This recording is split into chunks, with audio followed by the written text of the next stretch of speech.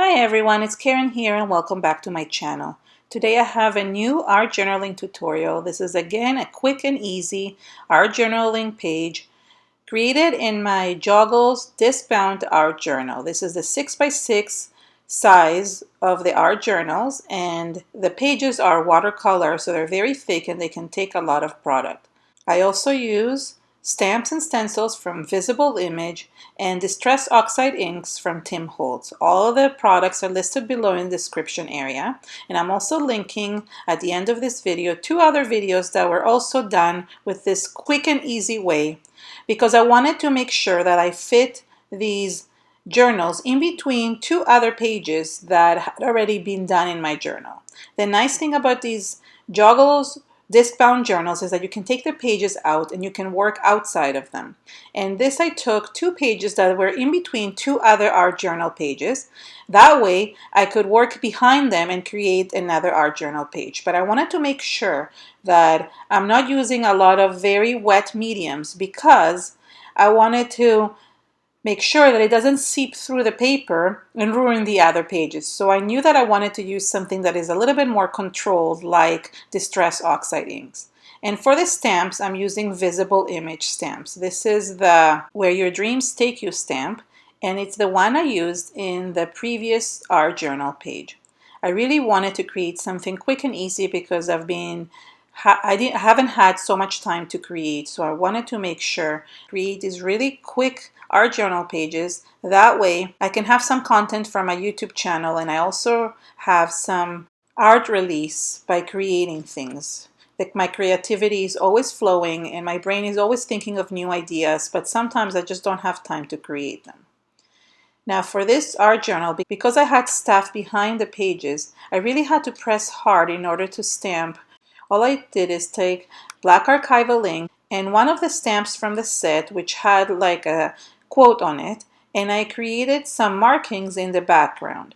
All I did is just randomly stamped around the back to create this really distressed look in the background. Now, to color in the background, I wanted to use Distress Oxide inks because I knew that they're easily controlled and they don't make such a big mess unless you add a lot of water, but you can add as little or as a lot of water as you want. I picked 4 different colors that were all from the warm colors, like yellows, oranges, and red, and I started blending them into the background.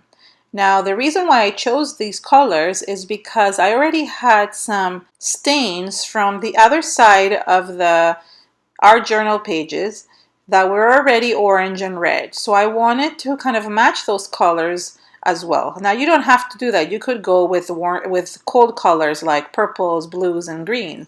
But I just like matching things. So since I already had red in the background, I figured that I could just blend some similar colors to the background and create a background that matches it. If you look at my art journal, both sides in the back have 2 different art journal pages that match 2 different double spreads. But what I did is that I started matching them according to color. That way I have similar colors matching each other.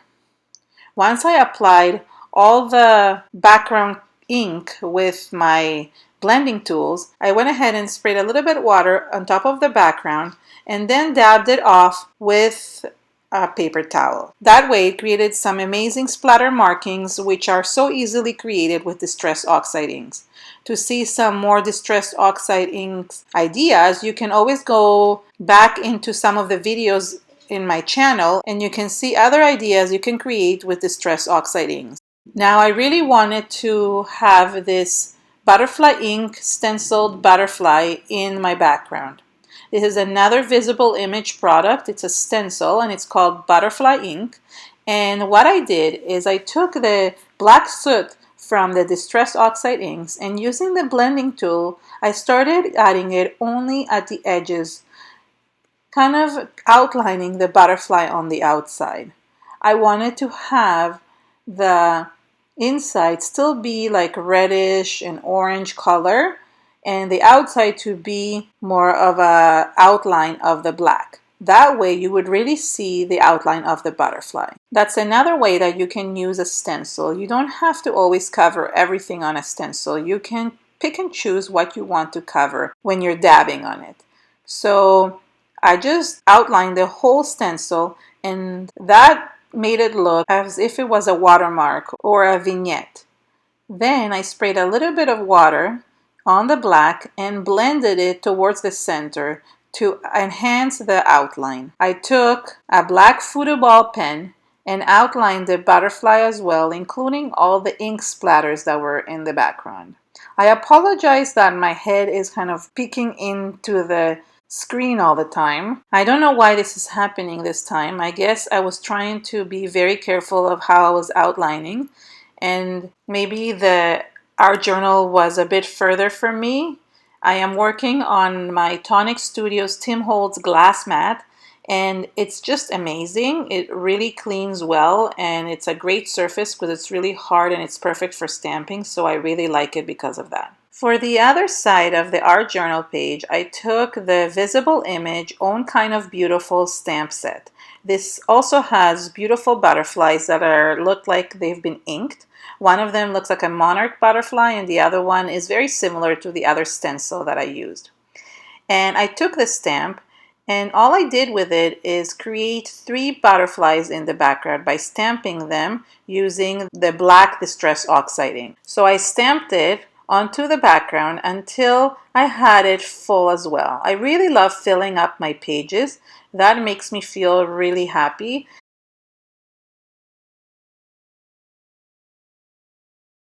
That's why I tend to fill them. Now, the nice thing about these stamps is that you can restamp them using a clear stamp platform as well, or the Misty, but I didn't do that today. The cool thing about the Joggles disc-bound pages is that you can actually take them off the hinges, so you could easily fit it into a stamp platform and just stamp away. And then you can do it a couple times and not make mistakes. I actually grabbed this stamp aid tool that is almost like a foam that you can press on it, and that way it helps you stamp much easier and gives you a better impression.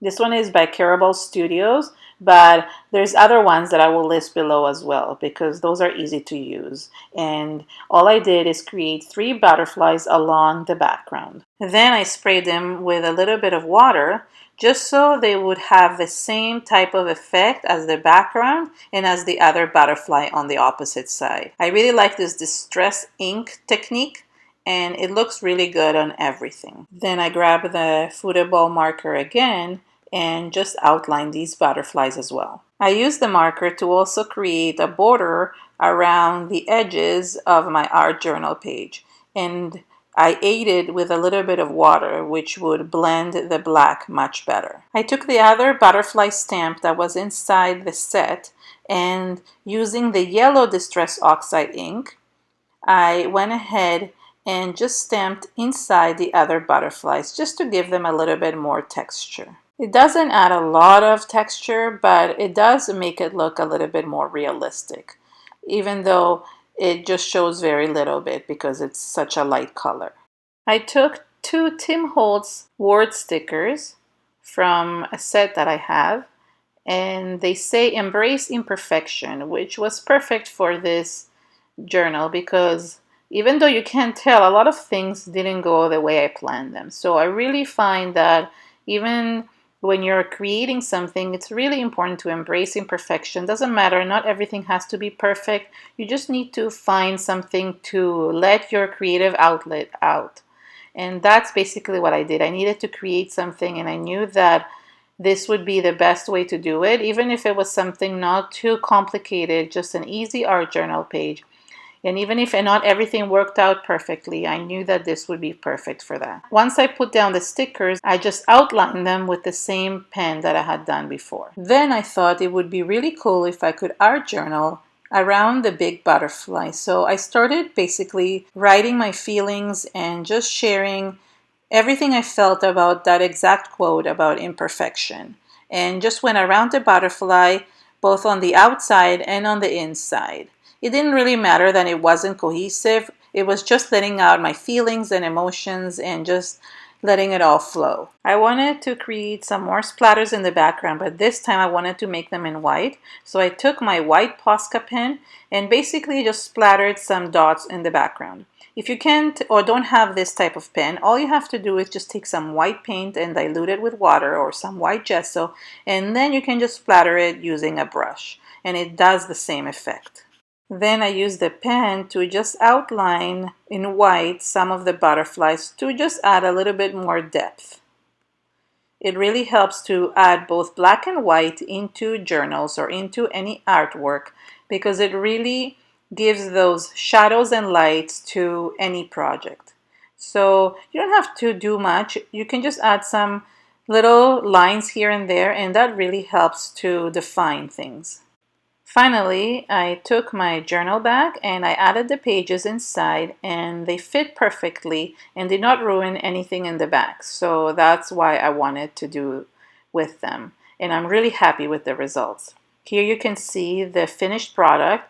I'm really happy with the distressed look, both of the butterflies and everything in the background. It's just so much fun to play around, and you never know what you're going to get, so you might as well embrace imperfection. Thank you so much for watching. For more inspiration, subscribe to my channel and visit me on my website.